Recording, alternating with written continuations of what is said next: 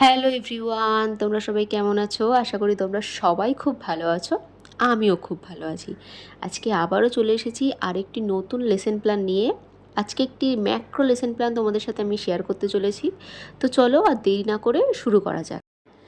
আজকে যে লেসন প্ল্যানটা নিয়ে কথা বলতে চলেছি সেটা হচ্ছে ক্লাস 1-এর আমার বই, সেটার 3য় পর্বের একটি গল্পটি হচ্ছে পশুর দেশে। তোমরা সবাই জানো যে ডিএলএড পরীক্ষার ক্ষেত্রে লেসন প্ল্যানও লিখতে দেয়। সেক্ষেত্রে তোমাদের এই ভিডিওটা খুবই উপকার হবে, কারণ আমি পুরো লেসন প্ল্যানটাই তোমাদের দিয়ে দেবো। তো পুরোটা দেখতে থাকো। প্রথমেই পৃষ্ঠার বাঁদিকে লিখবে বিদ্যালয়ের নাম। এটা হচ্ছে সেকেন্ড ইয়ারের পার্ট। সেক্ষেত্রে কিন্তু তোমাদের স্কুলে গিয়ে ক্লাস নিতে হবে, ম্যাক্রো টিচিং দেখাতে হবে তোমাদের। তো সেক্ষেত্রে তোমরা যখন ম্যাক্রো টিচিং দেখাতে যাবে সেই সময় কিন্তু তোমাদের ম্যাক্রো লেসন প্ল্যানও বানিয়ে নিয়ে যেতে হবে। সেই জন্যে ওই বিদ্যালয়ের নাম তোমাদের যে কলেজ থেকে যে স্কুলে যেতে বলবে সেই বিদ্যালয়ের নাম লিখবে। এবার পরীক্ষার ক্ষেত্রে তুমি যখন লেসন প্ল্যান যদি লিখতে দেয় ম্যাক্রো লেসন প্ল্যান, সেখানে বিদ্যালয়ের নাম তুমি XYZ বা স্কুল লিখে দিতে পারো, কোনো অসুবিধা নেই। এরপর লিখতে হবে শিক্ষার্থী শিক্ষকের নাম, নিজের নাম লিখে দেবে। তারপর ক্রমিক সংখ্যা, নিজের ক্রমিক সংখ্যা লিখবে। শ্রেণী হচ্ছে প্রথম, বিভাগ যদি থেকে থাকে ক খ কিছু। শ্রেণীতে উপস্থিত শিক্ষার্থীর সংখ্যা 15 থেকে 20 লিখতে পারো, 15 বা 20। মোট শিক্ষার্থীর সংখ্যা লিখতে পারো 30। সময় 40 মিনিট। তারিখ হচ্ছে নিজেদের মতন দিয়ে দেবে। বিষয় হচ্ছে আমার বই, একক পশুর দেশে। সেক্ষেত্রে পৃষ্ঠা উল্লেখ করে দিতে পারো, পৃষ্ঠা 318, উপ একক ওই, আজকের পাঠও ওই। এরপর হেডিং হবে উদ্দেশ্য। উদ্দেশ্যের মধ্যে দুটো আবার হেডিং আছে, সাব হেডিং, যেমন বিশেষ উদ্দেশ্য, সাধারণ উদ্দেশ্য। তার মধ্যেও কিছু কিছু ছোটো ছোটো পয়েন্ট আছে। বিশেষ উদ্দেশ্য কি? বনে বসবাসকারী বিভিন্ন ধরনের পশুদের সম্পর্কে জানবে। 2 নম্বর, বনের পশুরা কীভাবে বসবাস করে তা জানবে। 3 নম্বর, বনের পশুদের মধ্যে কাকে কি বলা হয় তা তারা জানবে। এটা চলে গেল বিশেষ উদ্দেশ্য। এবার সাধারণ উদ্দেশ্য। 1 নম্বর, জীবনের একঘেয়েমি দূর হবে। 2 নম্বর, বিষয় সম্পর্কে আগ্রহ জন্মাবে। 3 নম্বর, মানবিক দিকগুলির বিকাশ ঘটবে। 4 নম্বর, নাটকটি অভিনয় করতে পারবে। এরপর উপ একক বলে একটা সাব হেডিং হবে, সেখানে লিখতে হবে চক, ডাস্টার, নির্দেশক দণ্ড, পাঠ্যপুস্তক, কাজের পাতা, বিভিন্ন প্রকার পশু ও পাখির চিত্রসহ চার্ট। এটা হয়ে গেল প্রথম পেজ। এবার এটা সেকেন্ড পেজ। সেকেন্ড পেজে আয়োজন স্তর বলে হেডিং করতে হবে। সেখানে আবার 7টা ছোট ছোট সাব হেডিং আছে। কি কি? বিষয়বস্তু, শিক্ষক বা শিক্ষিকার কাজ, যৌক্তিকতা, শিক্ষার্থীর আচরণ, যৌক্তিকতা, সময়, প্রত্যাশিত বিভ্রান্তি বা উত্তর। এরপর বিষয়বস্তুর মধ্যে লিখতে হবে শ্রেণীসজ্জা, দলে ভাগ, পূর্বজ্ঞান যাচাই, নতুন পাঠে অংশগ্রহণের জন্য পশু সম্পর্কে আলোচনা। শিক্ষক বা শিক্ষিকার কাজে লিখতে হবে শ্রেণীকক্ষে প্রবেশ করে শিক্ষার্থীদের সঙ্গে কুশল বিনিময় করব, তারপর তাদের গ্রুপে ভাগ করে নেব। 1 দল শিউলি, 2 দল চাঁপা, 3 দল কেয়া, 4 দল গোলাপ। এরপর আজকের বিষয়ে প্রবেশের জন্যে শিক্ষার্থীদের প্রশ্ন করব। প্রয়োজনে পোস্টার দেখিয়ে বা গ্রুপে ছবি দেখিয়ে তাদের প্রশ্ন করব। এরপর যৌক্তিকতার মধ্যে 3টে পয়েন্টস আছে।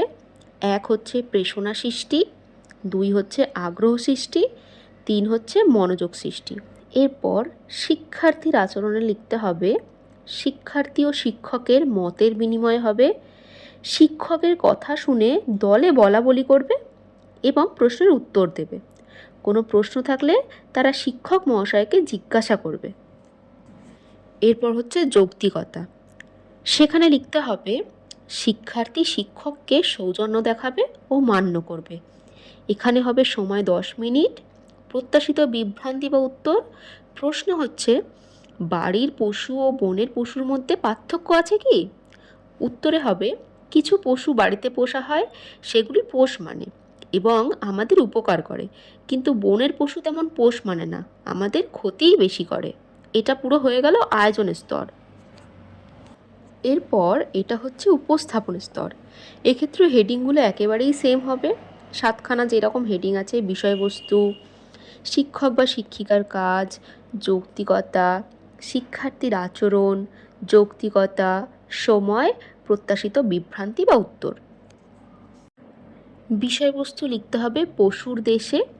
শিক্ষক বা শিক্ষিকার কাজে লিখতে হবে উপস্থিত শিক্ষার্থীদের যে 5টি দলে ভাগ করা হয়েছে তাদের ছবি ও চার্ট দেব এবং দলের সকলে নিজেদের মধ্যে আলোচনা করবে, শিক্ষক তাদের সহযোগিতা করবেন। যৌক্তিকতাতে লিখতে হবে শিক্ষার্থীদের বিষয়ের প্রতি আগ্রহ সৃষ্টি ও বাস্তব বিষয় নিয়ে আলোচনা। শিক্ষার্থীর আচরণে লিখতে হবে শিক্ষার্থীরা দলে বলাবলি করে আলোচনা করবে, নিজেদের মধ্যে মত বিনিময় করবে। শিক্ষকের প্রশ্নে জিজ্ঞাসা থাকলে শিক্ষকের কাছ থেকে জেনে নেবে।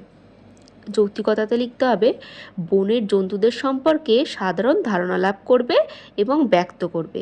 এখানে সময় হচ্ছে 20 মিনিট। এরপর শিক্ষক বা শিক্ষিকার কাছে লিখতে হবে দল শিউলি, তোমাদের কাছে যে ছবি আছে তাতে কিসের ছবি আছে?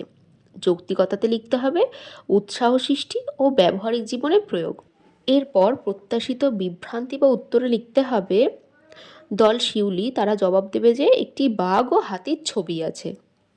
এরপর দল চাঁপা, তোমাদের কাছে যে ছবি আছে তাতে কিসের ছবি আছে? এটা হচ্ছে শিক্ষক বা শিক্ষিকার কাজে লিখে দিতে হবে।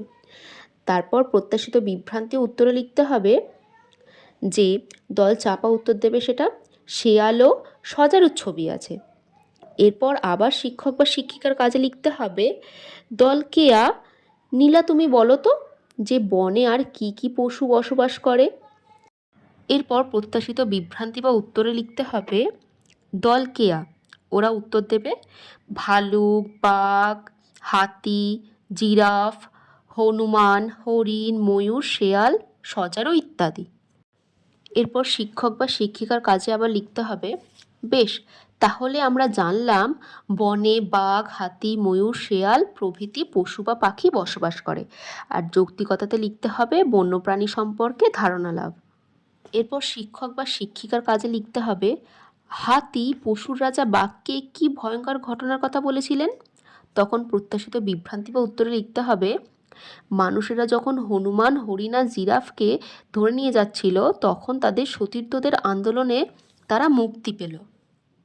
এরপর শিক্ষক বা শিক্ষিকার কাজে লিখতে হবে হনুমান, হরিণ আর জিরাফকে মানুষেরা ধরে নিয়ে যাচ্ছিল তাঁবুতে খেলা দেখাবে বলে, কিন্তু শেষ পর্যন্ত তারা মুক্তি পেল অন্য পশুরা মানুষদের আটকে রেখে ভয় দেখানোয়।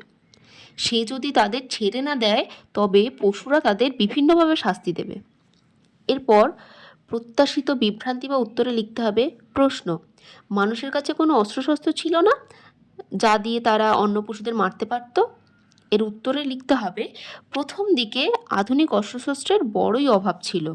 এটা পুরোটা হয়ে গেল উপস্থাপন স্তর। এবার এটা হচ্ছে মূল্যায়ন স্তর।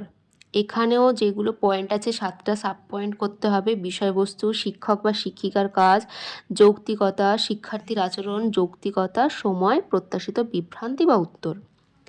বিষয়বস্তুতে লিখতে হবে আজকের বিষয় শিক্ষার্থীরা কতটা আয়ত্ত করতে পারলো তা জানার জন্য ওয়ার্কশিট দেব। এছাড়া কিছু মৌখিক প্রশ্ন করব। শিক্ষক বা শিক্ষিকার কাজে লিখতে হবে শ্রেণীতে প্রত্যেককে আমি একটা করে কর্মপত্র দেব। কর্মপত্র পূরণ করার জন্যে তাদের 5 মিনিট সময় দেব। যৌক্তিকতাতে লিখতে হবে আজকের পাঠ উদ্দেশ্যভিত্তিক হলো কি না তা উপলব্ধি করা যাবে। শিক্ষার্থীর আচরণে লিখতে হবে শিক্ষকের কথা মান্য করবে। শিক্ষকের কথা অনুযায়ী কর্মপত্র নির্দিষ্ট সময়ে পূরণ করে শিক্ষককে ফেরত দেবে। যৌক্তিকতা কী হবে? বন্যপ্রাণী সম্পর্কে সঠিক ধারণা লাভ করবে। সময় হচ্ছে 10 মিনিট। প্রত্যাশিত বিভ্রান্তি বা উত্তরে লিখতে হবে কর্মপত্র পূরণের সময় যদি কোনো শিক্ষার্থীর কোনো সংশয় দেখা দেয় শিক্ষক তা দূর করে দেবেন, কর্মপত্র বুঝিয়ে দেবেন। আজকের ভিডিওটা এতটুকুই। ভিডিওটা যদি ভালো লেগে থাকে তো প্লিজ লাইক করে দিও। যদি তোমাদের মনে হয় ভিডিওটা একটু উপকারে এসেছে আর এরকম যদি আরও ভিডিও পেতে চাও তো প্লিজ আমার চ্যানেলটা সাবস্ক্রাইব করে দিও। আর তোমাদের যদি কোনো লেসন প্ল্যান লাগে বা কোনো বিষয়ে তোমরা ডেমো জানতে চাও সেটা আমাকে অবশ্যই কমেন্ট করে জানিও। আমি যত দ্রুত সম্ভব সেই লেসন প্ল্যান বা ডেমো নিয়ে হাজির হব। ধন্যবাদ।